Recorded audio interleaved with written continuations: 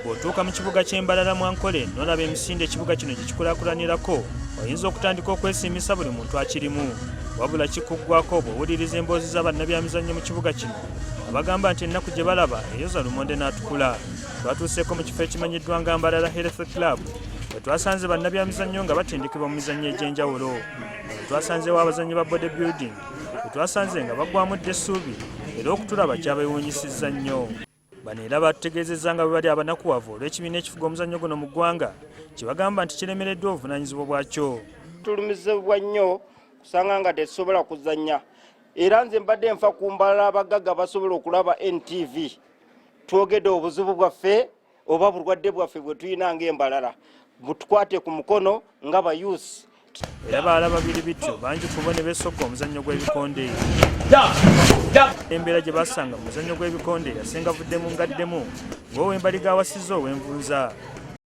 Tusabye obuyambi, tutambudde ofiisi zonna ez'abasajja naye tebatudduukirira. Tuwandiisa amabaluwa, tutuuse ku municipal, tutuuse ku council naye kya bulumi nnyo okusanga nga ffe ba youth tuvaamu tukulaakulanye ebitone ebyabalala naffe nga mwetuli naye ntusanga tebasobodde kutudduukira buli lw'otuuka gamba ssente za sports teziriiwo.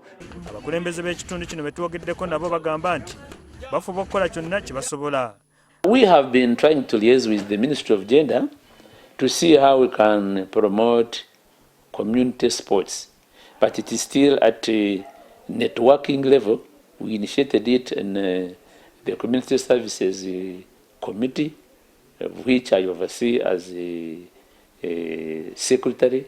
There are other sports activities like boxing, there is tennis, there is lawn tennis, there is all those ones which you look at national level. Some of them have not improved to a national competitive level.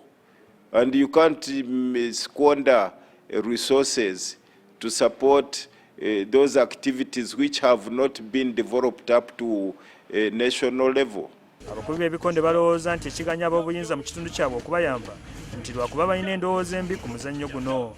Boxing temugutwala nti muzannyo gwa buyaaye ne mugaana otuyamba nimugaa tuyamba abayaaye enkya abajja otukuba abajja otubonyaabonya abajja otubba nedda. Boxing muzannyo nga emizannyo emirala. Bw'oggyeko ebizibu bye balabira awamu ng'abazannyi ate bwe kutuuka ku baana bawala bano ne bujja bagira anti bo wadde batendekebwa empaka bwe zituuka tebafuna bwe bazannya nabo. Bano balowooza nti ekibiina ekifuga omuzannyo gw'ebikonde mu ggwanga tekibayambye kutumbula bitone by'abazannyi abakazi. Message nandigiwadde president wa federation ya boxing yandituyambye natufunira ba opponent naffe ne tulaga talenti yaffe ba opponent kyekizibu batubula ne tutazannya.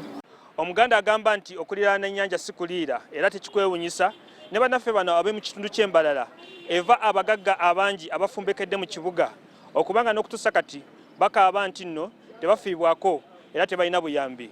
Ku lwa NTV wano ku Mbalala Health Club Gym nze Sam Mpoza.